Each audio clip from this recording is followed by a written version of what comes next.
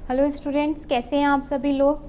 चलिए आज स्टार्ट करते हैं अपना नेक्स्ट चैप्टर नंबर 3 जो है आपका भूमंडलीकृत विश्व का बनना। ठीक है,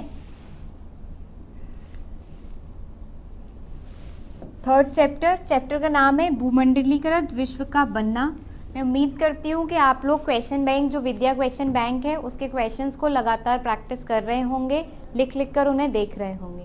ठीक, अफ्रीका में रिंडर पेस्ट आने के प्रभावों का उल्लेख कीजिए। आपसे प्रश्न पूछा गया है कि जो अफ्रीका महाद्वीप है इसमें रिंडर पेस्ट आने के प्रभावों का उल्लेख कीजिए।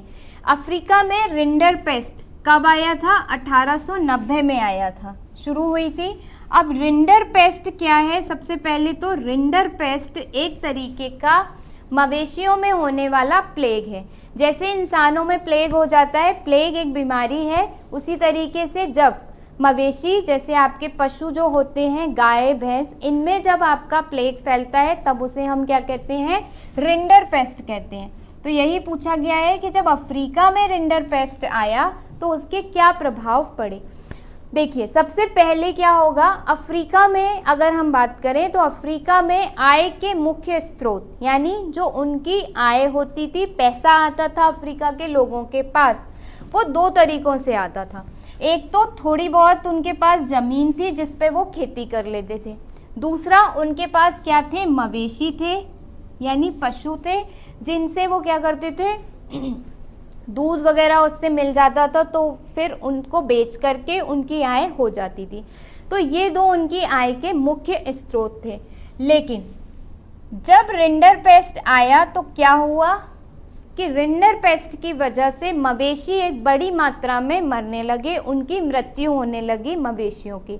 तो जब मवेशियों की मृत्यु होने लगेगी तो जो लोग जिनके पास आय का स्रोत क्या थे? मवेशी थे। अब जैसे फॉर एग्जांपल उदाहरण के लिए हमारे यहाँ डेयरी वगैरह है, अगर मान लीजिए कोई ऐसी बीमारी फैल गई जिसकी वजह से ज़्यादा भैंसें उससे संक्रमित होने लगी और उनकी मृत्यु होने लगी, तो जितने भी डेयरी के लोग हैं या जो डेयरी व्यवसाय से जुड़े हुए हैं वो सारे परिवार क्या होंगे? गरीब होने लगेंगे, धीरे धीरे उनकी आय क्या हो जाएगी? कम हो जाएगी। तो ऐसा ही कुछ अफ्रीका में हुआ।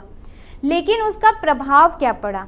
ये तो हुआ कि उनकी आय कम हो गई, उसका प्रभाव ये हुआ कि जो आपके यूरोपीय लोग थे उन्होंने देखा कि अब ये लोग क्या हो गए? गरीब हो गए। इनकी जो आय का स्रोत था वो क्या हो गया? खत्म हो गया। इनके जो पशु थे उनकी क्या हो गई? मृत्यु हो गई। तो जब उनकी मृत्यु हो गई तो इन्होंने क्या किया? अफ्रीका के लोगों को श्रमिक बनाना शुरू कर दिया।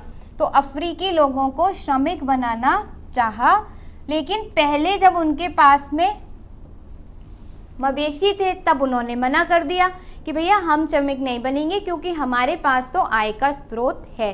पर रिंडर पेस्ट आया, उनकी आय का स्रोत गया, तो यूरोपियों ने अफ्रीकी लोगों को क्या बनाना शुरू कर दिया? श्रमिक बनाना शुरू कर दिया।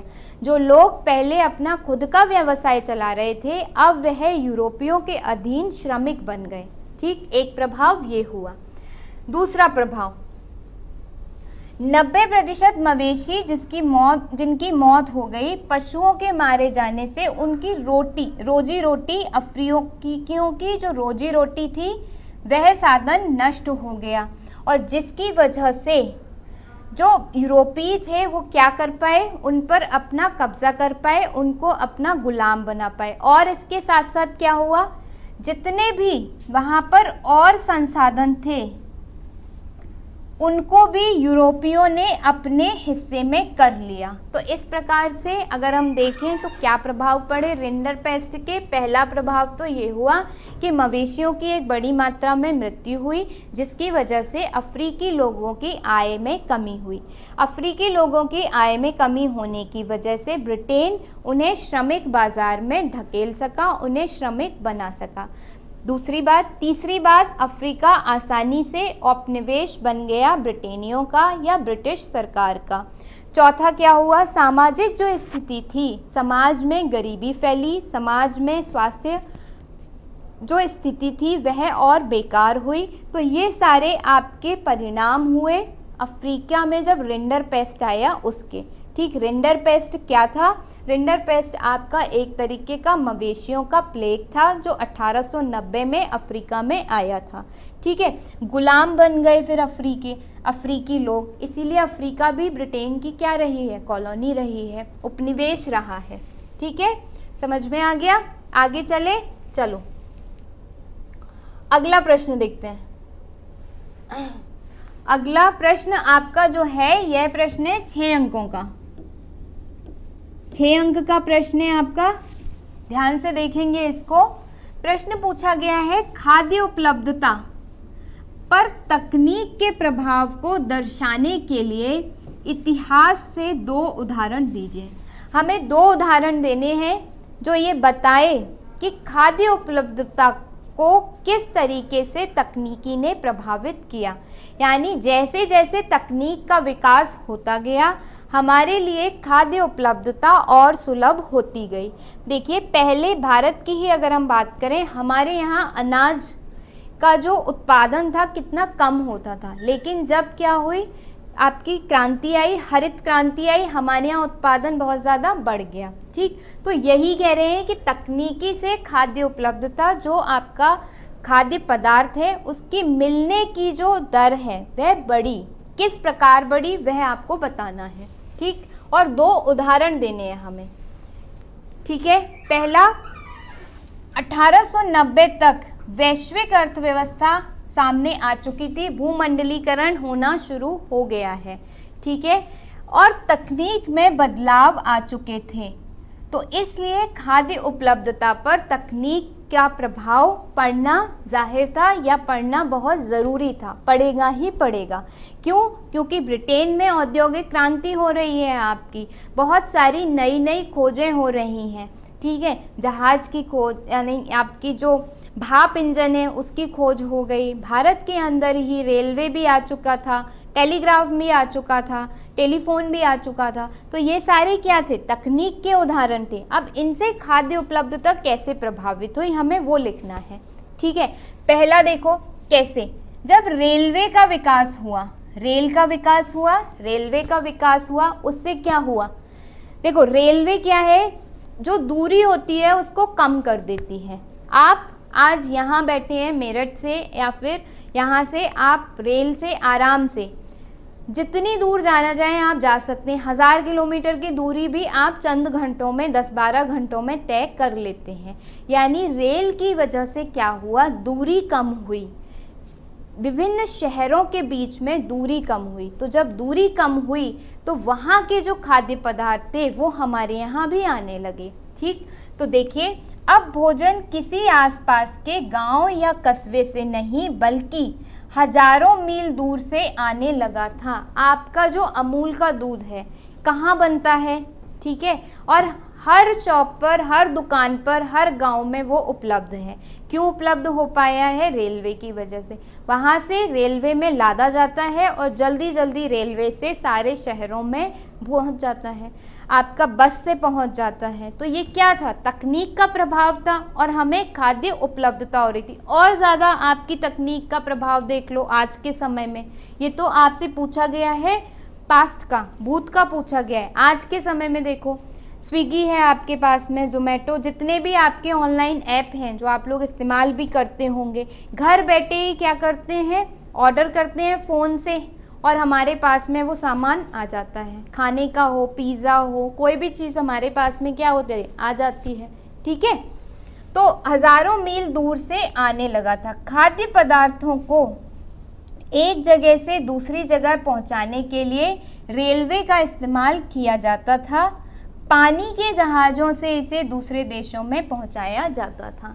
भारत से मसाला खाद्य पदार्थ ही है, एक तरीके का मसाला डलता है आपकी जब कोई हम चीज़ बनाते हैं उसमें। तो यहाँ से मसाला जाता था कहाँ? यूरोप मार्ग से। कौन से मार्ग से? समुद्री मार्ग से जाता था। लाल सागर को पार करते हुए यूरोप में पहुँचता था खाना, है ना, मसाले पहुँचाए जाते थे। तो ये सारी जो हमारी चीज़ें थी, इनसे क्या हुआ? खाद्य उपलब्धता सुलभ हो गई। ठीक है, दूसरा तकनीकी का प्रभाव क्या हुआ? नहरों का विकास हुआ। नहरें कब बन पाई? जब हमारे पास तकनीक आई। हमारे पास तकनीक आई नहर बनाने की।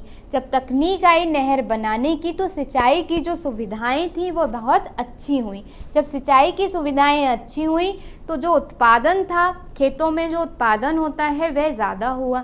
जब ज़्यादा उत्पादन हुआ तो ज़्यादा खाने के लिए अन्न होगा हमारे पास में, यानी खाद्य उपलब्धता क्या हो गई? सुलभ हो गई। किसकी वजह से सुलभ हो गई? नहरों के विकास की वजह से। जब तकनीक की वजह से हम नहरें बना पाए, नई नई नहरों का निर्माण हुआ और नहरों ने क्या किया?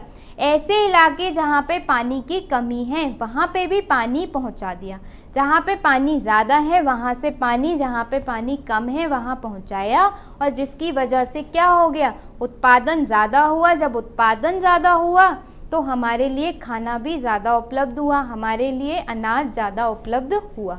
ठीक है, तो देख लीजिए यहाँ पर खाद्य उपलब्धता पर तकनीक के प्रभाव का बहुत अच्छा उदाहरण कहाँ मिलता है? पंजाब में मिलता है। यहाँ ब्रिटिश भारतीय सरकार ने अर्ध रेगिस्तानी परती ज़मीनों को उपजाऊ बनाने के लिए नहरों का जाल बिछा दिया। पहले जो राजस्थान का इलाका था, पंजाब का इलाका था, वहाँ पे क्या होता था? पानी नहीं था तो खेती नहीं हो पाती थी। लेकिन हमारे ही यहाँ पर भारत में इंदिरा गांधी जो आपकी नहर बनी जब, है ना, इंदिरा गांधी, भाखड़ा नागल बांध, ये सब जब बने, उनसे नहरें निकाली गई तो ये नहरें रेगिस्तान या राजस्थान जैसा इलाका जहाँ पर बहुत कम फसल होती थी वहाँ पे भी उत्पादन ज़्यादा होने लगा। तो जब उत्पादन ज़्यादा होने लगा तो खाद्य उपलब्धता बढ़ गई। ठीक है, ताकि निर्यात के लिए गेहूं की खेती की जा सके। इससे पंजाब में गेहूं का उत्पादन कई गुना बढ़ गया और बाहर भेजा जाने लगा। ठीक है, अब देखते हैं तकनीक का एक और देख लेते हैं, रेफ्रिजरेशन तकनीक का विकास। एक और महत्वपूर्ण तकनीक का उदाहरण आपका है रेफ्रिजरेशन का विकास। फ्रिज, जो आपके सबके घरों में है फ्रिज। अब देखिए फ्रिज में क्या होता है? सामान जल्दी खराब नहीं होता। एक हफ्ते की सब्जी लाके रख लो फ्रिज में, जल्दी खराब ही नहीं होती वो, है ना। तो क्या करते हैं? रेफ्रिजरेशन की वजह से क्या हुआ? चीज़ें जल्दी खराब नहीं होती थी। तो वह कच्चा मांस जो पहले पशुओं को भेजा जाता था, पशु जाते थे, क्यों? क्योंकि अगर मांस भेजा जाता था तो यहाँ से बहुत दूर था आपका यूरोप, तब तक मांस क्या हो जाता था? सड़ जाता था, खराब हो जाता था, मछलियाँ खराब हो जाती थी, उनका निर्यात नहीं हो पाता था। हमारे यहाँ बहुत ज़्यादा है, कहीं पे बहुत कम है, उनके यहाँ पर खाने के लिए नहीं है, हमारे यहाँ पर बहुत ज़्यादा अगर मांस है तो हम भेज नहीं पाते थे। क्यों? क्योंकि ख़राब हो जाता था। अब लेकिन रेफ्रिजरेशन आ गया, फ्रिज आ गया, तो क्या हुआ? मांस तैयार किया, मछलियाँ हमने तैयार की और क्या किया? फ्रिज में, मतलब रेलवे में फ्रिज लगा दिए, फ्रिज बना दिए, रेफ्रिजरेशन करके उन्हें बहुत दूर तक भेज दिया। तो उन लोगों के लिए खाद्य उपलब्धता हुई। इसका उदाहरण देखिए, जैसे 1870 के दशक तक अमेरिका से यूरोप को मांस का निर्यात नहीं किया जाता था। उस समय क्या किया जाता था? जिंदा जानवर ही भेजे जाते थे, क्योंकि अगर मांस भेजा जाता था तो वो रास्ते में खराब हो जाता था, सड़ जाता था, खाने लायक नहीं रहता था। तो क्या करते थे? जिंदा जानवर ही जहाज़ों में ढो ढो के अमेरिका से यूरोप भेजते थे।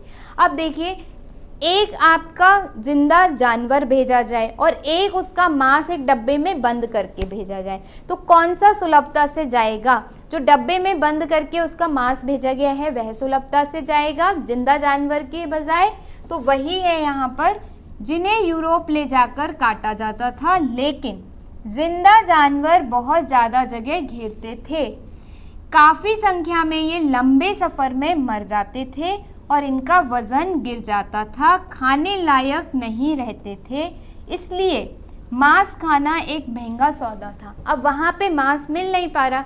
मांस प्रोटीन का बहुत अच्छा स्रोत होता है। जब मांस उन लोगों को नहीं मिलेगा, उनमें प्रोटीन की कमी हो जाएगी, तो वहाँ पर कुपोषण जैसी समस्या आ रही थी। लेकिन जब रेफ्रिजरेशन का विकास हुआ, फ्रिज का विकास हुआ, तो अब मांस को तैयार करके अमेरिका में ही रेफ्रिजरेशन में डाल करके कहाँ भेजा जाने लगा? यूरोप। ख़राब भी नहीं होता था, इजीली चला भी जाता था आराम से, और उन लोगों को इजीली मिल भी जाता था, आराम से मिल जाता था और उनकी प्रोटीन की जो ज़रूरत थी वह भी पूर्ण हो जाती थी। तो इस तरीके से जो तकनीकी थी उसने बहुत योगदान दिया खाद्य उपलब्धता को निश्चित कराने के लिए।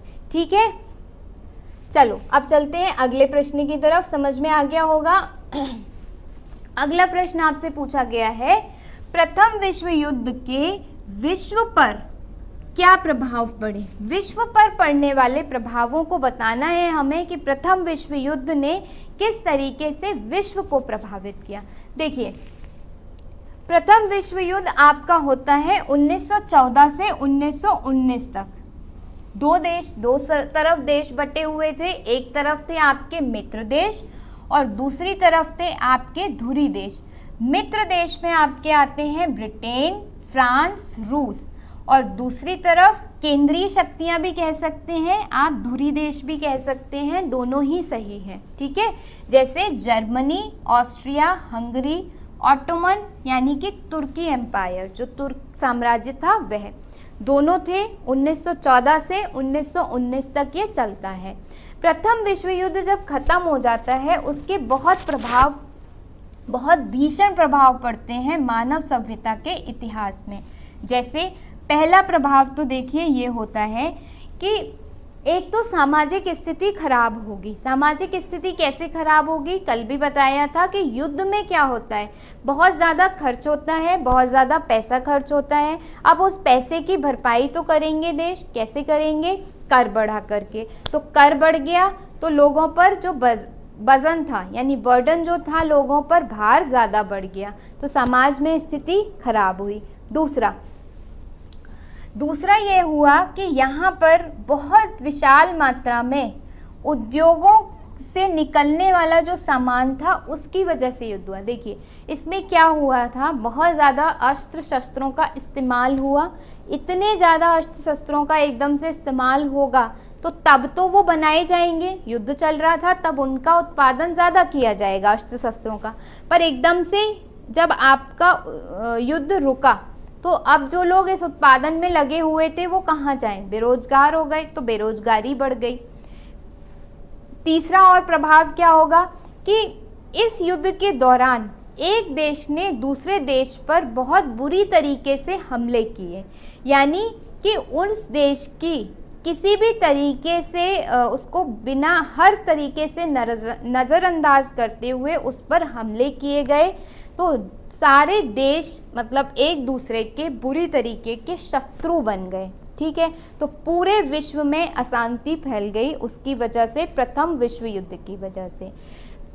एक और प्रभाव इसका क्या हुआ कि जो सामाजिक व्यवस्था थी, जहाँ पे अभी पुरुष क्या कर रहे थे, काम कर रहे थे, और महिलाएं क्या करती थीं, घर संभालती थीं। लेकिन अब सामाजिक व्यवस्था क्या हुई, बदली, क्योंकि जो पुरुष थे अब वे तो युद्ध में लड़ने के लिए चले गए। जब वे युद्ध में लड़ने चले गए तो महिलाओं पर घर की सारी जिम्मेदारी आ गई, व्यापार का सारा भार किस पर आ गया, महिलाओं पर आ गया। अब युद्ध में लड़ने के लिए गए और वहाँ पर मान लो उनकी मृत्यु हो गई, तो एक परिवार में सारा का सारा भार किस पर आया, महिलाओं पर आया। तो एक प्रभाव प्रथम विश्व युद्ध का ये भी हुआ। दूसरा बहुत बड़ी एक ये प्रभाव हुआ। एक और प्रभाव जो इसका हुआ, बहुत बड़ी मात्रा में सैनिक एक देश से दूसरे देश में गए। किस लिए गए, युद्ध के लिए गए। जब सैनिक एक देश से दूसरे देश में युद्ध के लिए जाएंगे तो उनके साथ में बहुत सारे वायरस, जैसे इन्फ्लुएंजा जैसे वायरस भी उनके साथ में गए। और प्रथम विश्व युद्ध के बाद हम देखते हैं कि एक महामारी का काल हमें देखने को मिलता है, यानी स्वास्थ्य के हिसाब से या स्वास्थ्य के रूप में जो प्रथम विश्व युद्ध था उसने पूरी दुनिया को प्रभावित किया, क्योंकि प्रथम विश्व युद्ध से वायरस का बहुत ज़्यादा प्रसार हुआ, जिस वजह से प्रथम विश्व युद्ध के बाद हमें महामारी का एक बड़ा काल देखने को मिलता है। ठीक है, तो एक आपका ये हुआ। एक और हुआ कि प्रथम विश्व युद्ध, एक प्रभाव ये भी हुआ। एक प्रभाव और क्या हुआ कि प्रथम विश्व युद्ध के बाद हमें जो उपनिवेशवाद था, यानी जो ब्रिटेन की कॉलोनी थी या ब्रिटेन के जो उपनिवेश थे, ब्रिटेन का जो उपनिवेशवाद था वह कमज़ोर पड़ा और राष्ट्रवाद की जो भावना थी वह और मजबूत हुई। तो प्रथम विश्व युद्ध का एक और प्रभाव क्या हुआ कि जो राष्ट्रवाद की भावना थी वह मजबूत हुई और जो उपनिवेशवाद का काल था वह कमज़ोर हुआ। तो प्रथम विश्व युद्ध के 4-5 प्रभाव हमने देखे। एक तो सामाजिक प्रभाव, सामाजिक परिवेश बदला, महिलाएं व्यापार संभालने लगीं। क्यों? क्योंकि पुरुष जो थे वह लड़ने चले गए। दूसरा ये हुआ कर बहुत ज़्यादा से ज़्यादा उन पर लगने लगे। क्यों? क्योंकि उन युद्ध में पैसा बहुत ज़्यादा खर्च हो गया था और उसकी भरपाई करनी थी। तीसरा, बड़ी मात्रा में जब सिपाही एक जगह से दूसरी जगह गए तो प्रथम विश्व युद्ध के बाद हम कई महामारियों का काल भी देखते हैं। चौथा क्या हुआ? उपनिवेशवाद जो था वह कमज़ोर पड़ने लगा और राष्ट्रवाद की भावना और ज़्यादा बढ़ने लगी। पांचवा एक और हम देख सकते हैं कि जो आपके उद्योग थे उनमें कमी आई, उद्योगों में कुछ कमी आई। तो इस तरीके से जो प्रथम विश्व युद्ध था इसके निम्नलिखित प्रभाव हमने देखे। ठीक, चलिए यहीं पे आपका सेशन ये ख़त्म होता है। ये और कुछ प्रभाव हैं आपके, जैसे जो आप और भी देख सकते हैं, इसको अपनी जो नोटबुक है उससे पढ़ लीजिएगा। वैसे मैंने आपको सारे बता दिए हैं। ठीक है, चलो तो यहाँ पे अब ये आपका सेशन ख़त्म हुआ। Thank you so much. आप लोग इससे लगातार प्रैक्टिस करते रहिए, लिख करके देखते रहिए। Thank you.